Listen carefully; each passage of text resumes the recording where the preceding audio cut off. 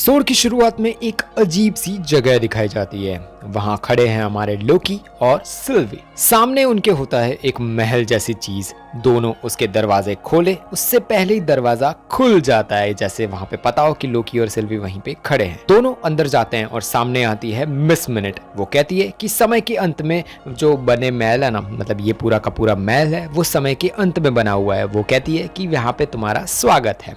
वो दोनों को बधाई देती है कि आखिर तुम पिट पिटा के भी यहाँ पे पहुंच ही गए। वो आपसे खुश हो गए। सिल्वी पूछती है कि कौन हमसे खुश हो गया। मिस मिनट कहती है कि ही हु रिमेन्स। लोकी पूछता है कि वो कौन है। मिस मिनट के कहती है कि आखिर में सिर्फ वो ही अमर रहेंगे और वो ही सनातन है, वो ही हमेशा जिंदगी में रहने वाले हैं, मतलब वो ही हमेशा रहने वाले हैं। हिसाब किताब करके उन्होंने आप दोनों को इस समय रेखा पे वापस भेजने का प्रबंध कर दिया है और उससे कोई भी दिक्कत नहीं होने वाली। मतलब एक ऑफर दिया जा रहा है कि लोकी और सिल्वी को, जो भाई ऑफकोर्स वेरिएंट है और वेरिएंट वापस टाइमलाइन में नहीं जा सकते, तो ऑफकोर्स जो भाई पर्सन है ये पूरे महल के अंदर और जो मेन पर्सन है उसने कोई तरकीब ऐसी निकाल ली है जिसकी वजह से लोकी और सिल्विया नाम टाइमलाइन पर चले भी जाएंगे और उनको वेरिएंट करार नहीं दिया जाएगा, मतलब ऑफर दिया जा रहा है। ये सारी चीजें वो बताती है मिस मिनट हमारे लोकी और सिल्वी को। टीवीए की जांच पड़ताल चलती रहेगी और आप दोनों अपनी मनचाही जिंदगी का आनंद ले सकेंगे। वो लोकी को कहती है कि क्या तुम वो एवेंजर्स वाली लड़ाई जीतना चाहते हो जो हुई थी? सिर्फ वो ही नहीं, आप थैनोस को भी मार सकते हो। ये सारी चीजें पॉसिबल हो सकती है। अनंतमणि चाहिए वो भी ले लो। एसगार्ड की तुम्हें गद्दी चाहिए, ऑफकोर्स तुम राजा राजा बनना चाहते हो, और तो वो भी तुम्हें मिल जाएगी। वो सिल्वी को भी एक ऑफर देती है और लोकी पूछता है कि हम दोनों एक ही समय रेखा पर कैसे रह सकते हैं। मिस मिनट में कहती है कि मुश्किल है, तुम दोनों एक रेखा पर तो नहीं रह सकते, सारे सपने तुम्हारे पूरे हो जाएंगे। लोकी कहता है हम अपना भविष्य खुद तय करेंगे, तुम कौन हो भाई, मतलब ऑफकोर्स वो आगे बढ़ जाता है। टीवीए के अंदर फाइल्स डाउनलोड हो रही होती है और मिस मिनट वहीं पे आ जाती है। रवोना कहती है कि मैंने तुमसे जो टाइम के रिलेटेड, टीवीए के रिलेटेड चीज़ें मांगी थी वो लेके तुम आ गई। तो ऑफकोर्स भाई सारी चीज़ें होती है ना, मांगती है ऑफकोर्स रवोना ने जो चीज़ मंगवाई थी। तो मिस मिनट कहती है कि मैं जानती हूँ सारी चीज़ें, पर उन्होंने कहा था कि ये फाइल्स तुम्हारे काम आएगी, मतलब जो फाइल्स मंगवाई थी वो नहीं, पर कोई और ही फाइल्स लेके आई है। तो रवोना पूछती है कि किसने तुम्हें कहा कि ये लेके आओ यहाँ पे, और इतना बोलते ही कोई भी जवाब नहीं देती मिस मिनट और वहां से निकल जाती है। उधर लोकी और सिल्वी महल के और अंदर चले जाते हैं। ऑफकोर्स उनको ढूंढना है कि ये सारी समय रेखा और सारे लोगों के पीछे है कौन। एक दरवाजा खुलता है और उनके सामने एक आदमी होता है। सिल्वी उसे ही हु रिमेन्स नाम से बुलाती है क्योंकि ऑफकोर्स मिस मिनट ने अभी बताया था कि यहीं पे उसका पूरा राज और सब कुछ ही हु रिमेन्स का है। और वो जवाब देता है कि मिस मिनट मुझे इसी नाम से बुलाती है और मुझे ये नाम पसंद भी है। ही हु रिमेन्स सिल्वी और लोकी को उसकी ऑफिस में ले जाता है। लिफ्ट के अंदर लोकी देखता है कि ये तो सिर्फ एक इंसान ही है, ये कैसे टाइमलाइन और सब कुछ कंट्रोल कर सकता है। ऑफकोर्स भाई एक इंसान, भाई मतलब यहाँ पे कुछ ना कुछ गड़बड़ चल रही है। लोकी को आइडिया आ जाता है।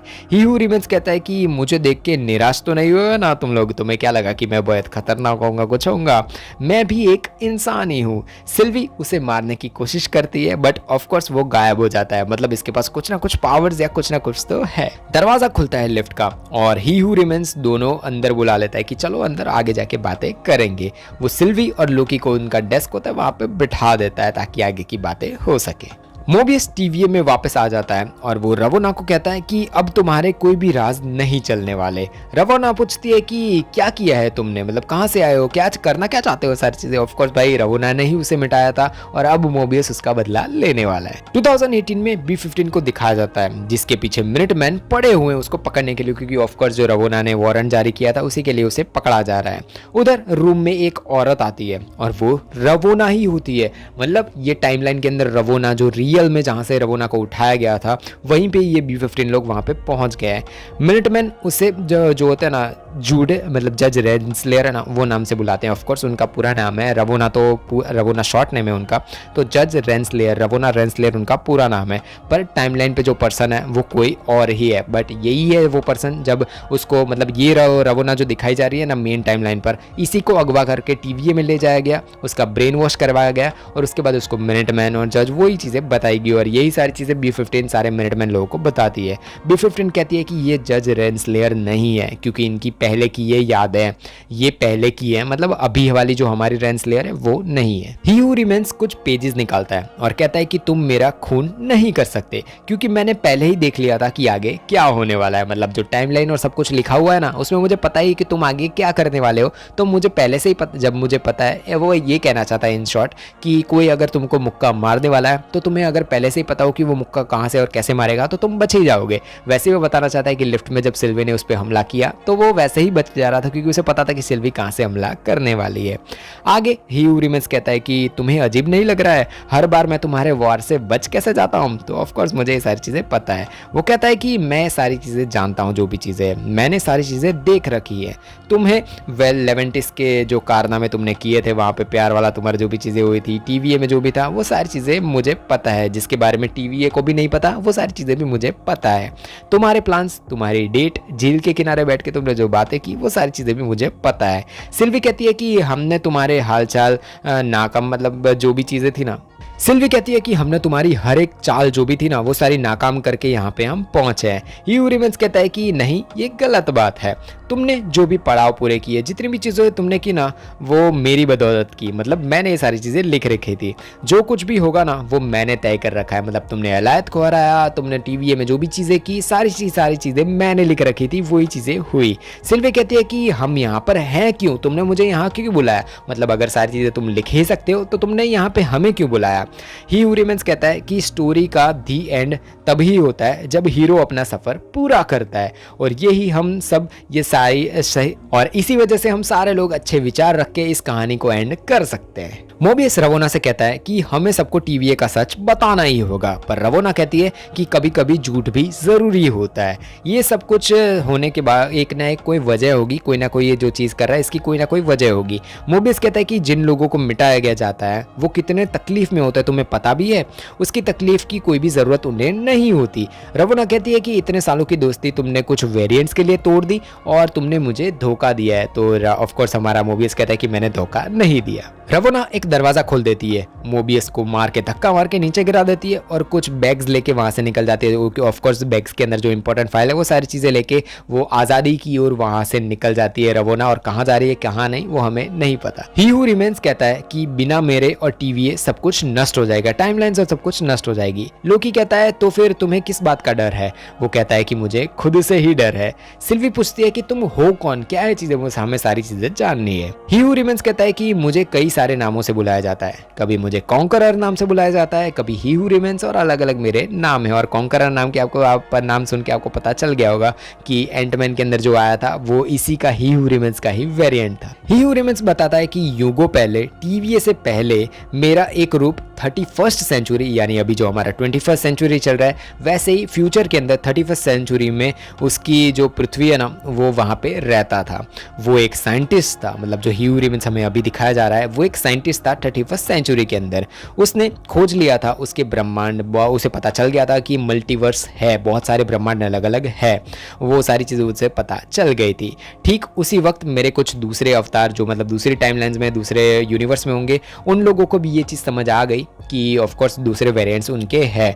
उनको अपने टेक्नोलॉजी को बांटता गया, एक दूसरे से हम लोगों ने टेक्नोलॉजी बांटी, एक दूसरे को बताया कि हमारे यहाँ ऐसी टेक्नोलॉजी है। मतलब वो लोग मिलना शुरू हो गए थे, अलग अलग वेरिएंट्स अलग अलग यूनिवर्सेस से।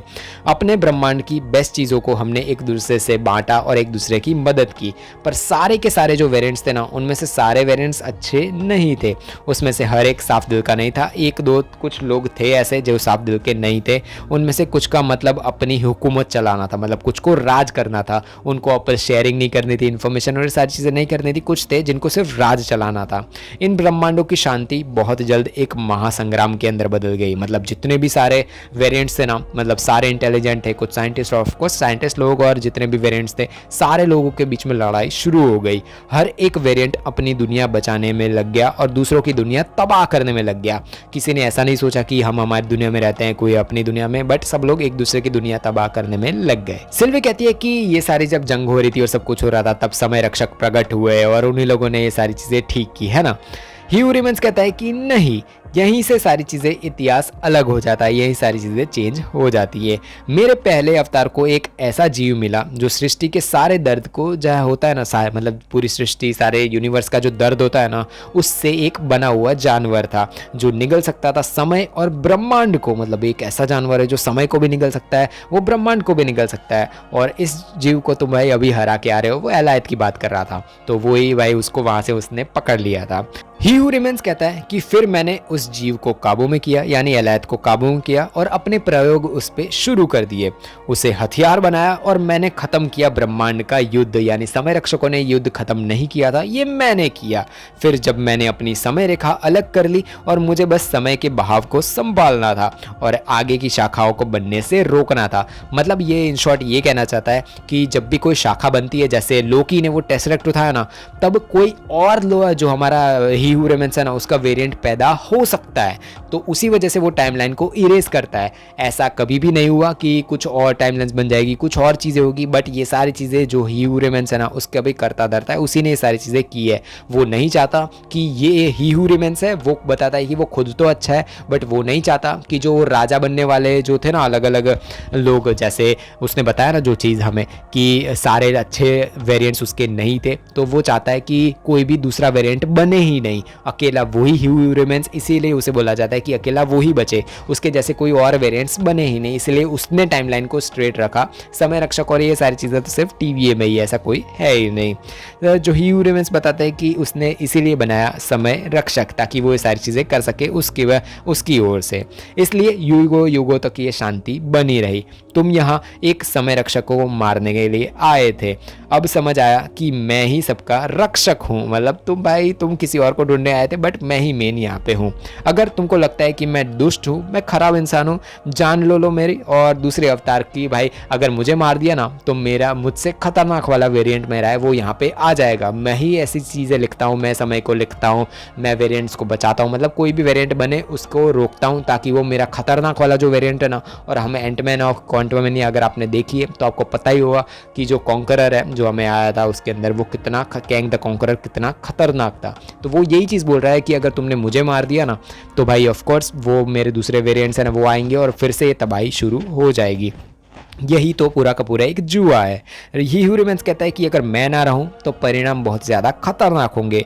मैं करोड़ साल तक जी चुका हूं, मैंने हर परिस्थिति को, हर बारीकी को, सारी चीज़ें मैंने जान रखी है, हर एक चीज़ें मैंने देख रखी है। यही एक रास्ता है जो टीवीए चला रहा है और यही चीज़ें होगी। सिल्वी ऑफ कोर्स विश्वास नहीं करती है ही हू रिमेंस से और कहती है कि तुम झूठे हो। लोकी कहता है कि जिनका कोई कसूर नहीं है उनको भी तुमने खत्म कर दिया, उनको भी टाइमलाइन से हटा दिया, उनको क्यों मारा तुम लोगों ने। ही हू रिमेंस कहता है कि ये तुम दोनों ही करोगे। दो ही रास्ते हैं तुम्हारे पास, पहला कि मुझे मार के ये सब कुछ नष्ट कर दो, फिर तुम्हारे सामने एक नहीं बहुत सारे विलन आ जाएंगे। अभी तो मैं ही हूँ सिर्फ जो ठीक ठाक ही हूँ भाई, मैं सिर्फ टाइमलाइन को बचा रहा हूँ, बट अगर तुमने मुझे मार दिया तो मुझसे खतरनाक वेरिएंट्स मेरे यहाँ पे आ जाएंगे। दूसरा, तुम दोनों मतलब है ना कमान संभाल लो ये टीवीए की, मतलब जो है जिस गद्दी पे मैं बैठा हूँ वो तुम संभाल लो। लोकी कहता है कि इतनी आसानी से तुम बॉस की कुर्सी हमें कैसे दे रहे हो। ही हू रिमेंस कहता है कि वो बहुत ज़्यादा थक गया है और वो बूढ़ा भी हो चुका है, वो इतने करोड़ साल से टीवी और ये सारे समय को स्ट्रेट रख रहा है, बट वो चाहता है कि लोकी और सिल्वी इस गद्दी को संभाले और आगे की चीज़ें संभाले और वही चीज़ करें। ये कुर्सी उन लोगों के लिए जो जवान और जोशीले हैं, जो टाइमलाइन आगे की लिख सके। मैं बुढ़ा हो चुका और थक भी चुका हूँ। मैंने कई सिचुएशन ट्राई की है, बहुत कोशिश की अपना रिप्लेसमेंट ढूंढने की, मतलब कोई आ जाए और मेरी जगह पर बैठ के वो सारी चीज़ें संभाले, बट मुझे कोई भी नहीं मिला और तुम दोनों ही मुझे सिर्फ मिले। पता चला मेरी जगह भरने के लिए 2 लोग मिले और तुम दोनों को जितनी मतलब तुमने स्ट्रगल की, मतलब फर्स्ट एपिसोड से लेके 5th एपिसोड तक जितनी भी चीज़ें हुई थी ना, वो सारी की सारी जो हमारा ही हू रिमेंस है उसी ने लिख रखा था, ताकि जो लोकी और सिल्वी है वो यहाँ तक उसके पास पहुँच सके। ही हू रिमेंस कहता है कि मुझे मार दो, समय की रेखा को नष्ट कर दो, युद्ध छेड़ दो, या फिर तुम लोग मेरी जगह पर बैठ जाओ और ये टाइमलाइन और टीवी और सारे लोगों को कंट्रोल करो। मतलब टाइमलाइन और सब कुछ तुम कंट्रोल कर सकते हो, मतलब मुझे मार दोगे तो मुझसे खतरनाक यहाँ पे मेरे वेरिएंट्स आ ही जाएंगे। सिल्वी कहती है कि तुम लोगों की जिंदगी को एक खेल बना के बैठे हो, मेरा तो सब कुछ तुमने छीन ही लिया, मैं तो बहुत छोटी थी तब तुमने मेरे साथ ये सारी चीजें की।